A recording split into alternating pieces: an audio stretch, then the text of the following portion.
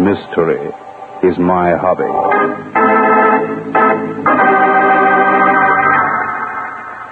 Ladies and gentlemen, Barton Drake speaking.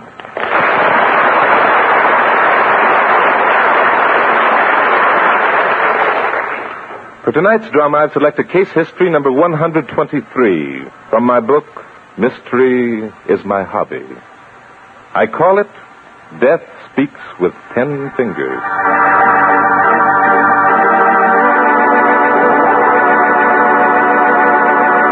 Now to Glenn Langan as Barton Drake for the first act of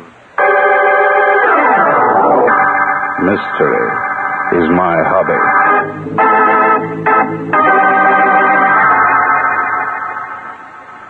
So that's where my money's been going, is it? I thought as much. Oh, now, Blanche, I only took a little. A little? Do you call $5,000 a little? And don't forget, most of that's mine. I had it before I married you. But, Blanche, I didn't... Oh, yes, you did. I'm sending out this suit of yours to be cleaned, and what do I find? A lot of betting tickets on the horses. Oh, why, Blanche, I never bet on a horse in my life. I wouldn't know how. Don't lie to me. You lost that money gambling. And I know where, too. The Sportsman's Club. The place that's run by that deaf man. Well, I admit I do go to the Sportsman's Club once in a while, but I don't bet on the horses. I'm going down there right now and get that money back. Now, look, Blanche, you don't think for a minute that Ted Wallace will hand over $5,000 just because you asked for it? He'd better. You know how I am when I'm mad. And I'm taking a gun along. You stay here until I get back, if you know what's good for you. Holy smoke. I've got to get hold of Rose.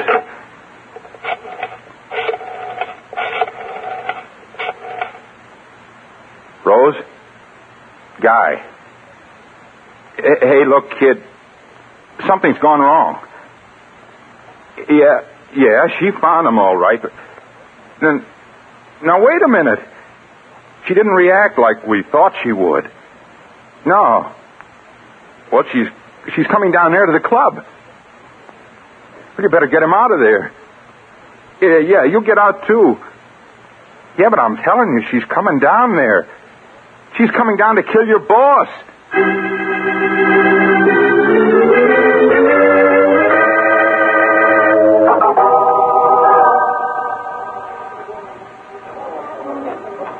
It sure is a good thing we've got this little restaurant to meet in. I got here just as soon as I could, guys. You got out before Blanche showed up? Oh, yeah. You got out? Ted, too, huh? Yeah. Gee, Rose, I'm sorry it worked out this way, but I just couldn't take your money all in a lump sum. She'd have had me thrown in the can. I never did think it'd work. I figured if I took a little at a time, she'd think I spent it. Didn't want her to find out about you and me. She hasn't, has she? Oh, no. Those betting tickets you put in my pocket fixed that. She thinks I've been gambling on the horses. Oh. Well, that's what we wanted. Yeah, but it didn't work out that way. Instead of getting mad at me and getting a divorce, she's going after Ted. Well, we'll just have to figure out some other way. You know, I kind of wish you hadn't got Ted out of there. I wish you would kill him. I wish you'd taken the whole thing at once. She might have killed him 6 months ago.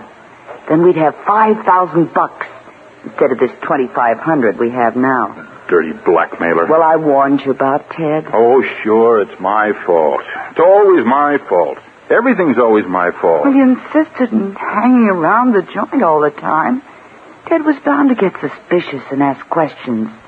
You know he's always looking for an angle where he can make money for himself. Well, how was I to know that a guy who couldn't hear her talk could find out anything? Well, he can read lips. Oh, you ought to know that. I know that now. So he makes you give him half the dough or he'll go tell your wife. Where'd Ted go, do you know? Yeah. Over to Pete Millar's apartment. Pete Millar? Mm-hmm. Oh, holy smoke, that's the other guy who talks with his fingers. Yeah. But that's the guy Ted was selling those phony racing tips to. I know. Ted cleaned them out. I thought they were mad at each other. Oh, they are. Pete was in the joint yesterday. He swore he'd kill Ted the very next time he saw him. I know. I saw him spell it out in sign language. Well, then what did you want to send Ted over there for?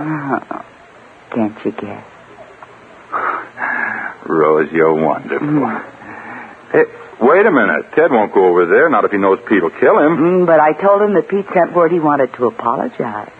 Said he was sorry and wanted to buy some more tips on the horses. Honey, you sure got a head on you. Well, things might work out all right after all.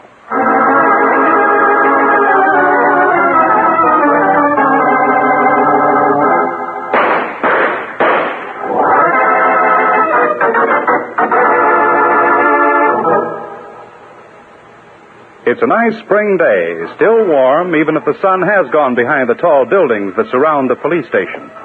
Barton Drake walks briskly along, his mind in the clouds, thinking of a snag he's run into in the development of the plot for his new book. It isn't fate that's led his steps to this place.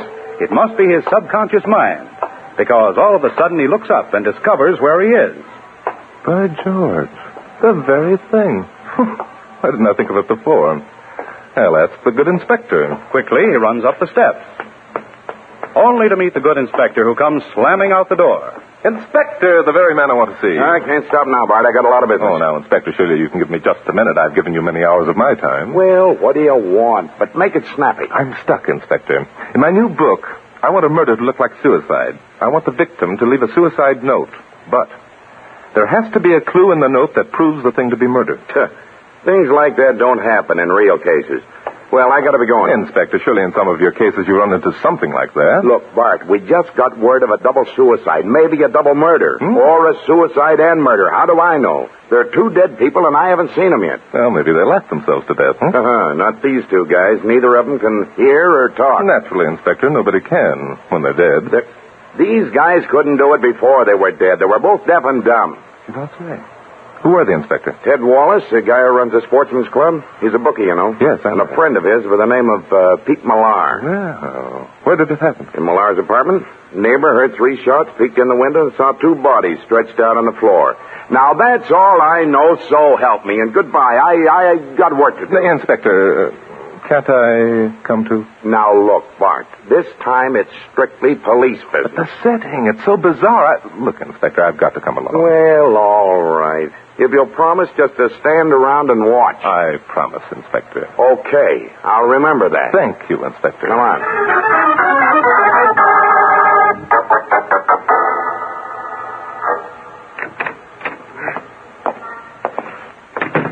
Yeah, here they are, just like the guy said. Do you know which is which, Inspector? I ought to. I've run this guy Wallace in enough times. This is him here. 2 bullet holes. Yeah. Hard at close range, too, Bart. See, powder burns. One entered his shoulder.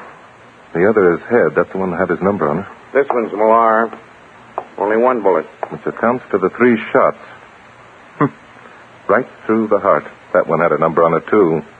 Also powder burns. Well, that's kind of funny. How could both of them have powder burns and still be lying almost 20 feet apart? Well, I'd... Hey, just a minute. You're only supposed to be watching. I'll do the deducting. Oh, I'm sorry, Inspector. Well, the way I see it, Millar here shot Wallace.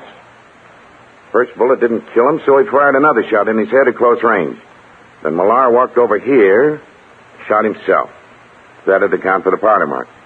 And to prove it, here's a gun, a .38, lying here right where he dropped it when he died. How's that, Bart? I'm just watching. Yeah.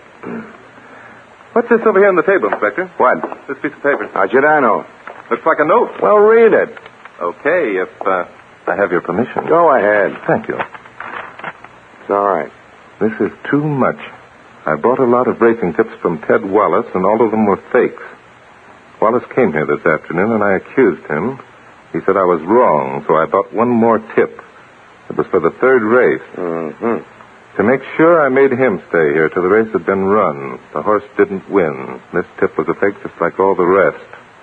So I killed him. Then I killed myself. I'm broke. I have no further reason to live. Goodbye. Signed, Pete Millar. See what I told you, Bart? Checks.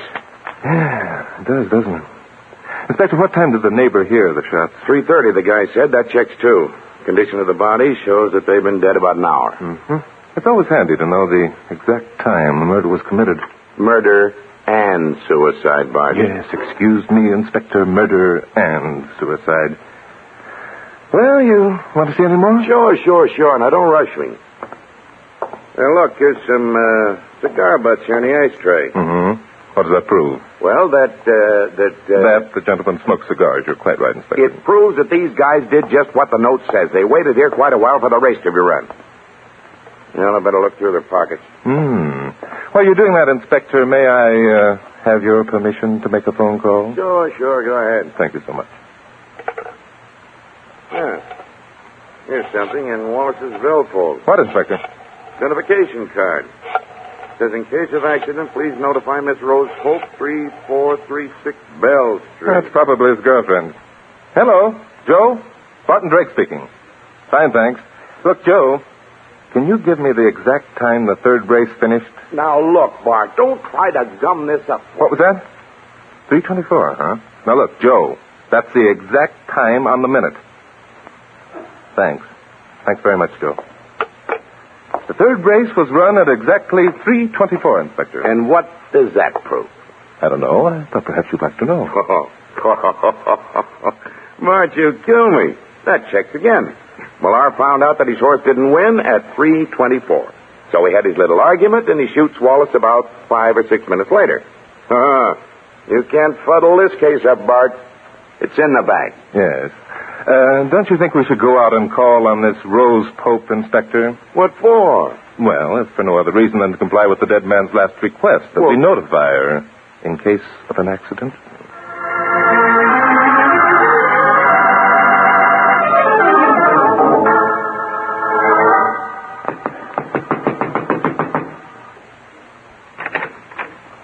Rose Pope? Yes. Police. We want to come in. Police?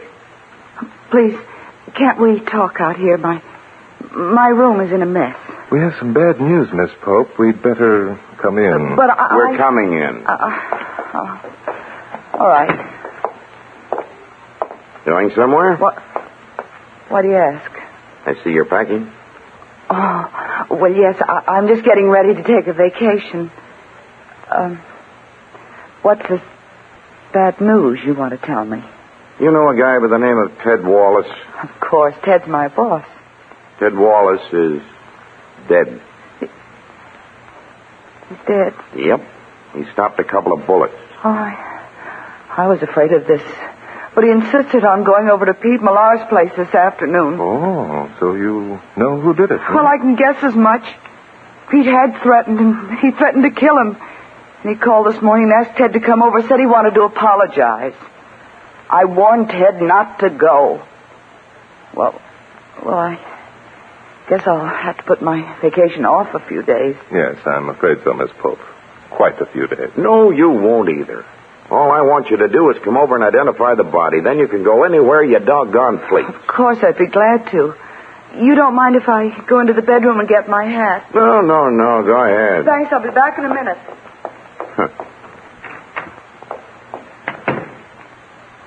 What did you want to say that for, Bart? Say what, Inspector? About calling off her vacation for quite a few days. You'll need her for a witness at the murder trial, won't you, Inspector? There isn't going to be any murder trial. This case is solved. Now shut up and let me handle this. Oh, I'm sorry. Forgive me, Inspector. I forgot. I'm only here watching. Yeah. Mm-hmm. Wouldn't you say it was about time that the hat was back? Huh? What do you mean? Miss Pope, she's taking it quite a little time. Well, you know how dames are. Mm-hmm. Suppose we listen a minute. I don't hear anything. No, neither do I. Hey. I get you. Come on. Hey, the dame isn't here. She's gone. So it would seem. The window's open. There's a fire escape just outside. There she is, just reaching the bottom. Hey, you, stop. Bart, she's got a car parked at the curb. My. Yeah, she's getting away. Hey, stop. Stop or I'll fire.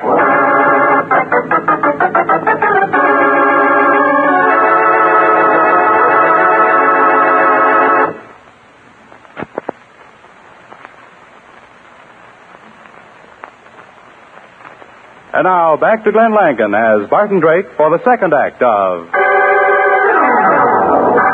Mystery is my hobby.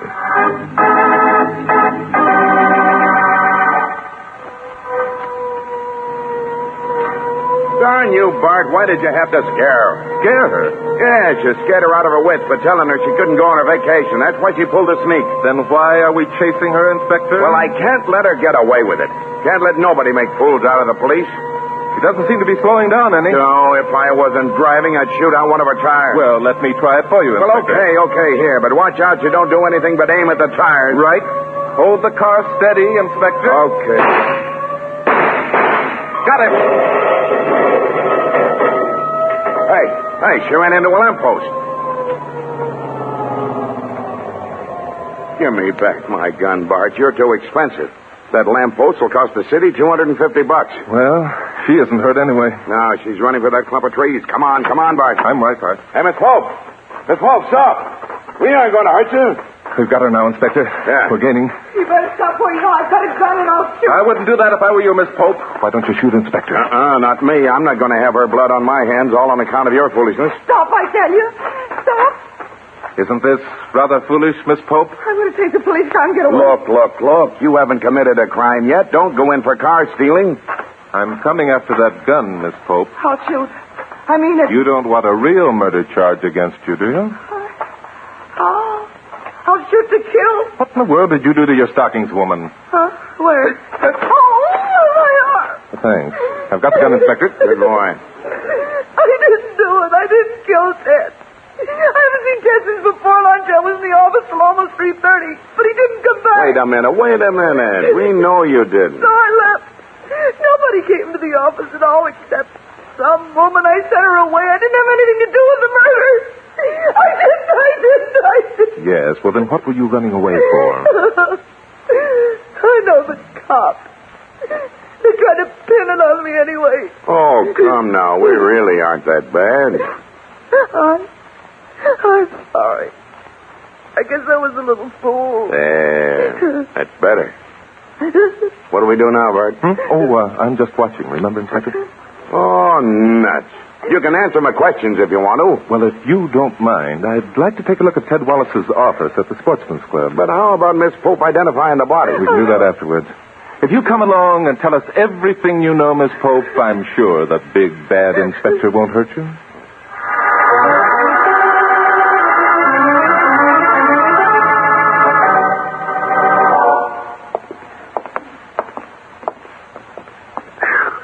It's been a long day. Here it is, 7 o'clock. Dark already. Here we are. Door's locked. I have a key. Help! Somebody help! Hey, somebody's in there. You better hurry. Help! Gosh, it's dark in here. Where is he? Must be in the office there where the light is under the door. Let's go. Help! Oh, thank heavens. Guy, honey. Who's this jerk? Guy, honey, what did they do to you? Dirty lug, he handcuffed me to the chair. Who's he? Ted Wallace, he handcuffed me to the chair. Been here since 2 o'clock this afternoon. Somebody get me out of here. We will, just as soon as you've told us your story. All right. I came up here to see Ted. He's been blackmailing me. He knows about Rose and me. Threatened to tell my wife. What time was this? Oh, about 2 o'clock. Go on. I told Ted if he didn't quit, I'd go to the cops. Motioned for me to sit down in a chair. Ted couldn't talk, you know. Well, then he sneaked around back of me and handcuffed me to the arms of the chair. When was this? About 2 o'clock, I told you. Then what happened? Well, he wrote something and put it in my lap. Yeah? Yeah, there it is on the floor.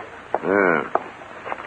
Says, got something to do first. Be back and take care of you later. I've been here ever since. Wallace never came back. Now, will you please turn me loose? In a minute. We want the whole story first. Come on, Bart. We got to get out and identify... The body? Bodies?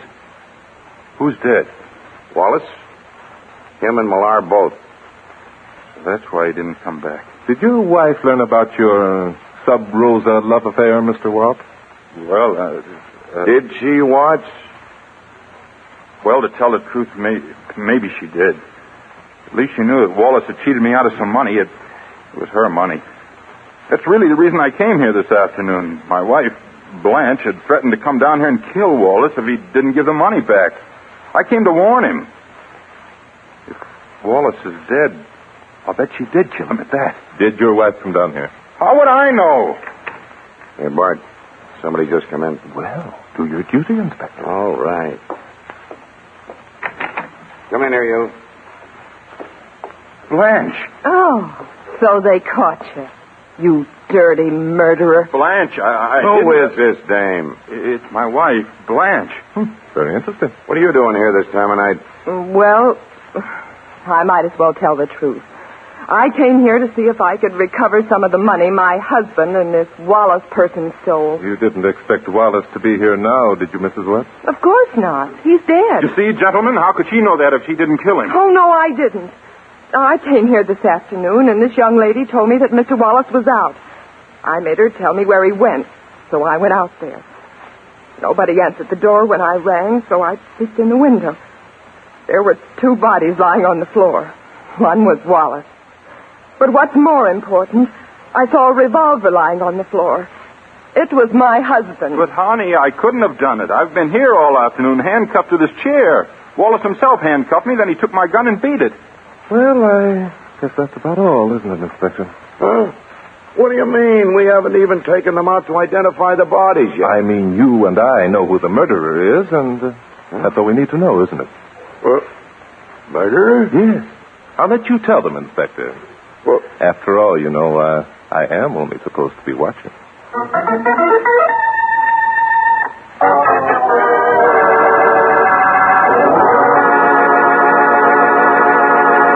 And now, back to Glenn Langan as Barton Drake for the conclusion of... Mystery is my hobby.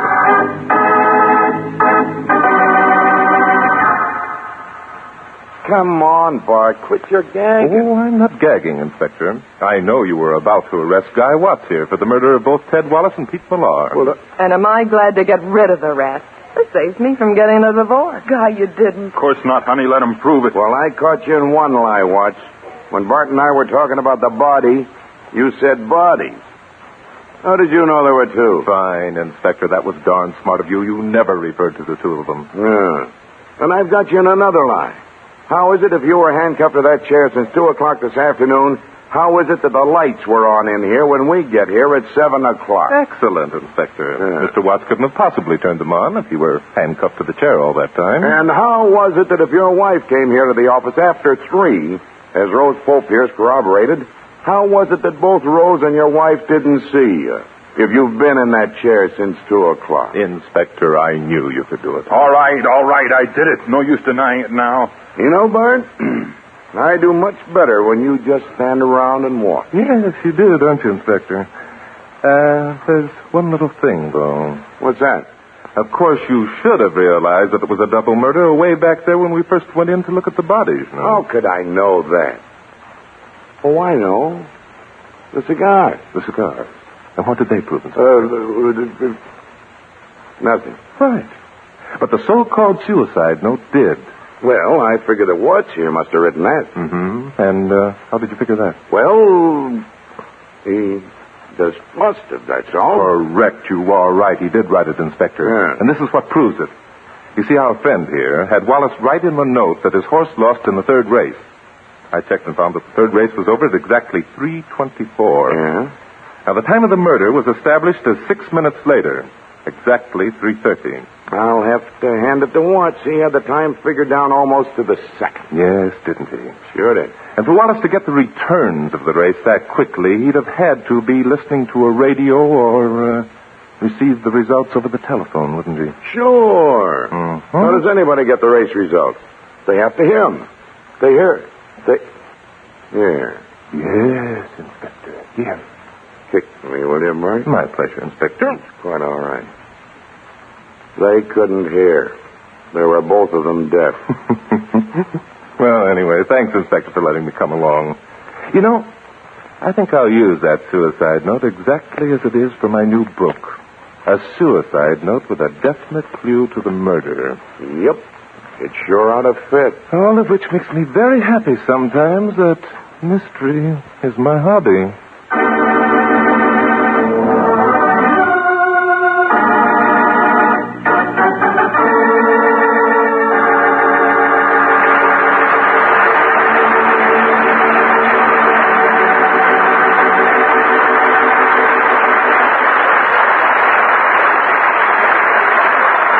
Glenn Langan will return in a moment. Mystery is My Hobby is written by Fred Howard and directed by Dave Titus. Tonight's episode was based on a story by Ray Wilson.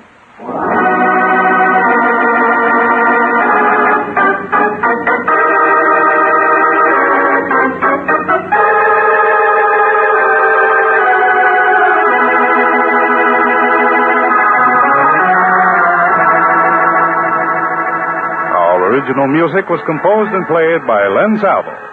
Included in tonight's cast were Ken Christie as Inspector Danton, Jean Vanderpyle as Blanche Watts, Barney Phillips as Guy Watts, and Gloria Blondell as Rose. The events depicted in this story were entirely fictional, and any resemblance to actual places or people, living or dead, is purely coincidental. And now, here's Glenn Langan with a word about next week's story.